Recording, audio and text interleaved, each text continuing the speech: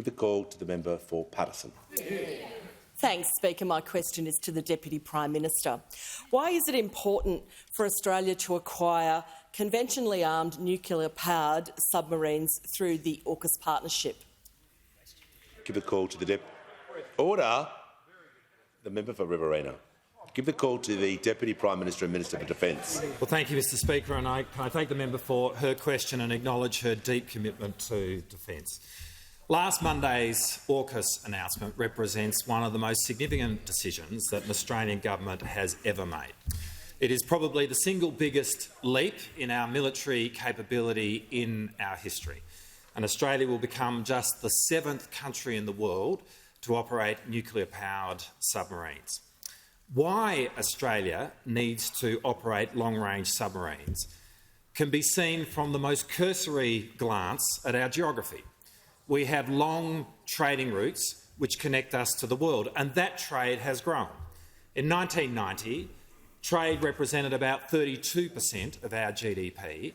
By 2020, it was 45% of our GDP. And just one practical example of what that means is that in the 1990s, where we had 8 oil refineries producing most of our petrol onshore, today with only 2 oil refineries, we import most of our petrol from overseas, and indeed we import most of it from just one country.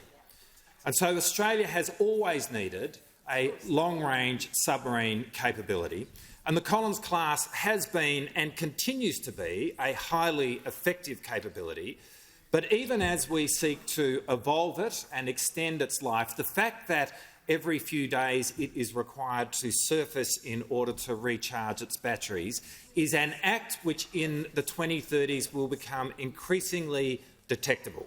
And that means that the capability will be increasingly diminished.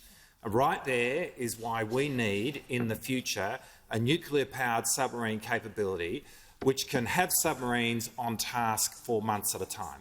Now, obviously, this capability has the capacity to operate during a conflict, but its true intent is to provide for the peace and the stability of our region, because the defence of Australia doesn't really mean that much without the collective security of our region and the maintenance of the rules-based order upon which we increasingly depend.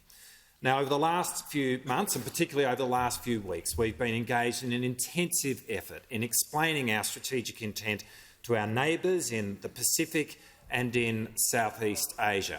And since our announcement on Monday, I think their reaction demonstrates the genuine appreciation they have for the transparency that we have shown, but also an understanding of why Australia is making the decision that we are.